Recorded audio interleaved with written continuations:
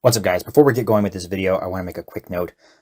By the end of this video, you will know how to use a mill-based reticle to range objects. If you already know this, there are still a number of very cool pieces of information worked in throughout, so I encourage you to give it a watch. You'll probably pick out something new.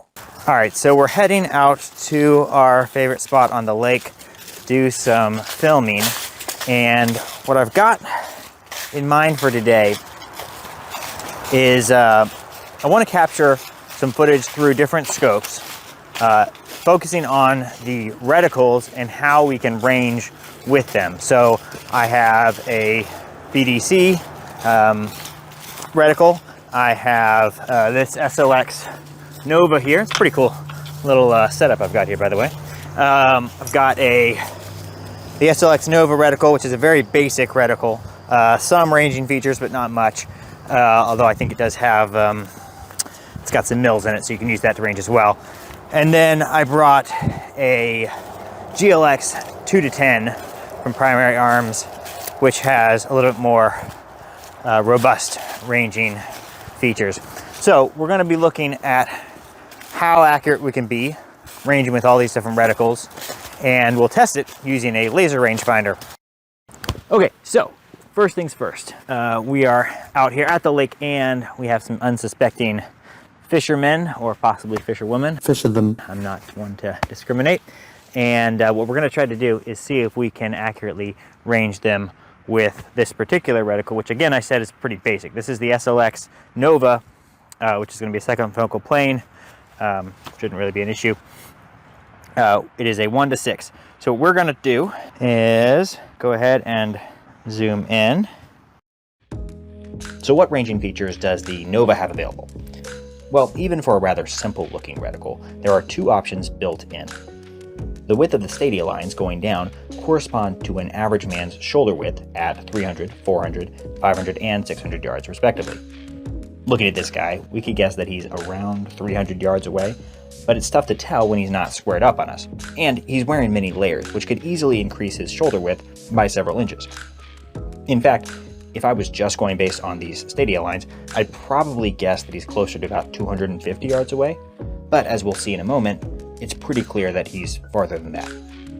So the standard shoulder width assumed in these reticles is typically 18 inches. Now, I'm just under 5'9", and my shoulder width is closer to 19 or maybe even 20 inches, depending on what I'm wearing. And throw on some extra layers for warmth, and my shoulder width could increase up to 22 inches. So the 18-inch assumption is definitely not going to hold in all cases, and it may throw your estimation significantly off. So it's helpful to have another option, and fortunately the SLX has one built in. And this one's pretty cool, but it does involve a little bit of light math. So here's how it works. The distance between each stadia line on the reticle is 1 mil, short for milliradians, and the dots are at half mil increments. This person seems to be 5 mils tall at this distance. You can see here, I'll just throw the lines up there to compare. These are going to be the exact same height, so you can tell exactly how tall. If you were actually looking through the reticle, obviously you would put the reticle over them. We can use this information to find the range if we know the ranging formula. So if you look up mil ranging formula on Google, then you get range in yards equals target height in inches times 1,000 divided by 36 times number of mils. Well, you can actually simplify this because you can divide 1,000 by 36 and you get 27.77. So that simplifies to range in yards equals target height in inches times 27.77, all divided by the number of mils.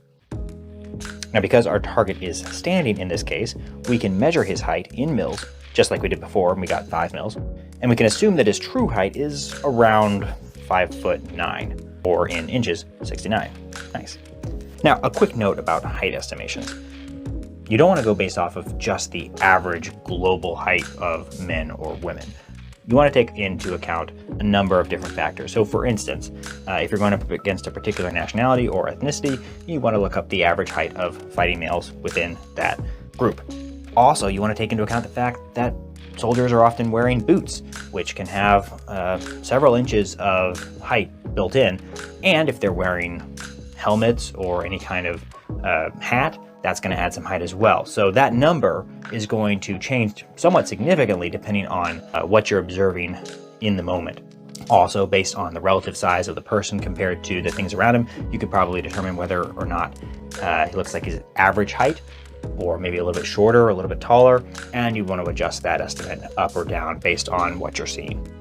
So going back to this example, if you plug everything in, we get 383.226, so about 380 yards away.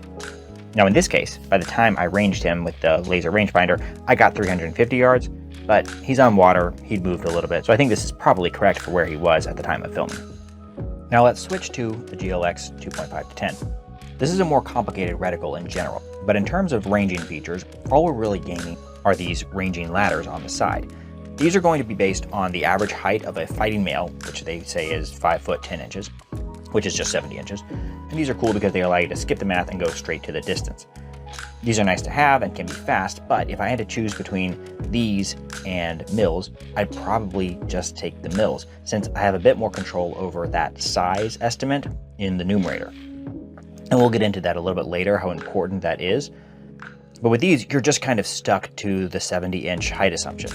That said, let's go ahead and test both options here. My brother is standing on the other side of the shore, so let's start with the mils, just so you can get some practice. Pause the video and calculate how far he is based on what I'm showing here. Now let's use the ladders on the side. And for this, I'll go ahead and draw the boxes since you don't have it lined up. So it looks like his height comes in just under the 600-yard mark. By the way, these are in yards according to the manual. You should always check the manual though, because it could be meters, and if they were and you thought they were yards, that could totally throw you off. So he comes in under the 600-yard mark. So does that mean that he is closer or farther than 600 yards? Pause and think about it. It means he's farther. Now let's check with the rangefinder. All right, 598.6 yards is what I'm consistently getting. So about 600 yards is the true distance. So what does this tell us? I don't know about you, but I got about 650 yards when I did the calculation. So what did we do wrong? Well, there are a couple possible reasons that we could be off. One, of course, is that the target could be shorter than 70 inches. He'd have to be significantly shorter to just about a 50-yard delta, but it is possible. Except in this case, I know that the target is 5'10". So a second possibility is that he could be bending over or slouching so that he appears shorter. Could be. Another factor, and this seems to be the most likely culprit in my mind, is that we just don't have the resolution to clearly make out his feet, or even the exact top of his head. So these small errors compound. If we had picked 3.25 mils as the height in mils, we would have been right on the money. 70 times 27.77 divided by 3.25 is 598. So this is probably more due to the camera and poor lighting conditions than the scope. The scope probably would be able to get you a clear enough image that you could probably make a better estimation, but not necessarily. 600 yards for a 10x scope with good glass should look much better than this. So, don't hate on this glass. Go ahead and check out the video that I'll link here if you want to get a better sense of what this particular GLX 2.5 to 10 scope looks like. And in that video, I compare it against the Razor 1 to 10, which also has very nice glass. So this test raises an interesting question. I said earlier that a bad estimate on height could throw off your range estimations, but I want to know by how much. If I overestimate by 1 inch, and let's be real, many men are prone to overestimate by at least an inch, how will this affect my range calculation? Well, because we are dealing with angles, the answer will depend on how far away the target is, but we can run a few calculations to get a general sense, which is what I've done here in Excel. So if we run the same calculation for 5 different heights from 68 inches to 72 inches, and we keep the number of mils the same for all 5, then we get 5 different ranges. As the height estimate goes up, the range increases, which makes sense because height is in the numerator. So if you overestimate the target's height, you will be liable to overestimate the distance. The difference between these ranges is actually consistent. So at around 400 yards, every inch off in the size estimate will throw your range estimate off by about 5 or 6 yards. If we run this again, changing only the mil size, we get longer range estimates with a greater error per inch. At 4 mils, which corresponds to around 500 yards, every inch off yields an error of about 7 yards. At 3 mils, meaning the target is getting smaller and thus farther away, in this case about 650 yards, we get approximately 9 yards error per inch. And at 2 mils, about 14 yards. So at 1,000 yards, a 2-inch mistake in the height estimate would result in a 28-yard mistake in the range, which could absolutely result in a miss. Exactly how much shift you will see in the point of impact will depend on your dope, and that's probably a topic better left for another video. While we're still on this Excel, it's worth pointing out that this math holds for shoulder width calculations as well. If the shoulder width is 2 mils in your scope, and you estimate 18 inches for the actual width, but let's say it's really 19 inches across, that will throw off your range by about 14 yards. But here's the thing, 2 mils of shoulder width is only about 250 to 300 yards away. At 1 mil shoulder width, which corresponds with 500 to 600 yards away, every inch of error in the shoulder width estimate translates to about 28 yards off. So if the guy is standing at 550 yards away and you use 18 inches for his shoulder width, but he is actually 20 inches across, you'll be more than 50 yards short on the range estimate. You'll hold low and you will likely miss your target. So the lesson is, when you are ranging with the mil formula, pick the largest known size as the input into your range formula, because this will help you reduce the error. For example, if a guy is standing next to a car and you can look up the length of that make and model, then you might want to use the car length instead of the guy's height, assuming you have the time, of course. Not only is the car's length more standardized, it's a bigger target and will reduce the potential error. So now let's switch to the BDC reticle on the VCOG. BDC stands for bullet drop compensator, and basically this is designed to take the math out of the ranging and shooting. The reticle makes a number of assumptions about the average size of targets and ammo that you're going to be using and the barrel length, and it takes all that into account and says, hold here for a target at 400 yards. And in order to know that he's at 400 yards, you can actually use the shoulder width lines, very similar to what we saw on the SLX. You can already probably see the issues with this kind of reticle from our discussion so far. You can see that in the footage, the idea that I'm going to be able to get a good read on his shoulder width is rather laughable. I know some of this is the camera's fault, but we've already shown that there are limitations when trying to use the shoulder width alone as a ranging feature. However, even though it's hard to make out his shoulder width, it's really hard to even see which way he's facing, but his height is actually pretty apparent. And if my reticle had mil lines somewhere on the reticle, I'd have no problem calculating his distance. So comparing BDC reticles to mil reticles raises another interesting question. If you recall, the horizontal stadia lines on the SLX Nova reticle were set up very much like a BDC reticle. In fact, the manual says your holds may line up with the ranging stadia like a BDC. So wait, these lines are spaced exactly 1 mil apart. They are not spaced on the basis of BDC assumptions. So why is Primary Arms saying that we can use the mil-based subtensions like a BDC? Well, the short answer is that for 5.56 and 308, the BDC spacing happens to line up pretty closely with the line spaced equally 1 mil apart, but only up to about 600 yards. After that, you really need a true BDC or some real dope. To show you how close a mil-based reticle and a 5.56 BDC reticle are, up to 600 yards, we can actually use the fact that Primary Arms designed a BDC reticle for the SLX Nova. So we can compare the BDC SLX Nova reticle and the non-BDC SLX Nova reticle to see where they match and where they don't. If we overlay the two reticles, we can see how close they are. The 400 and 600 yard marks are a bit off, and they're off in opposite directions, and even the 500 yard line doesn't line up perfectly, but you can see how it might be close enough to use, especially when you consider that your rifle and ammo may not line up with the one-size-fits-all BDC reticle anyway. So there you go. I didn't mean to make this a video ad for the SLX Nova, but it's a pretty awesome optic with a well-thought-out reticle. And it's one of the few LPVOs that is truly red dot bright. Now, jumping back to the VCOG for a moment, the laser rangefinder puts the target at 650 yards away.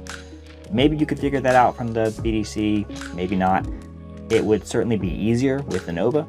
Also, 600 yards is really stretching the PID capabilities of a 6X scope, so it's kind of funny that the BDC on the VCOG goes all the way up to 800 yards. Pretty optimistic, but hey, I guess it doesn't really hurt to have it. All right, so we've looked at 3 different optics. We have the SLX Nova 1:6, we have the VCOG 1:6, and we have the Primary Arms GLX 2:10. And each one of these optics has a different reticle with a different style of reticle for ranging, different features that allow you to range your targets. And hopefully you have a better sense for which types work better in which situations, and how accurate you can be looking through each one. One thing that I should also mention is you have an option to have a completely analog option, not that these are digital, but just a very batteryless method of recording. This one actually broke, which I'm a little disappointed about, so I might have to reach out to HRF Concepts about this. But basically, this is a range card that allows you to, you put this in your teeth, you hold it out at the full distance, and then you try to guess or line up the target with the different slots here. So in this case, I'm looking at a fishing boat, and I see someone standing up.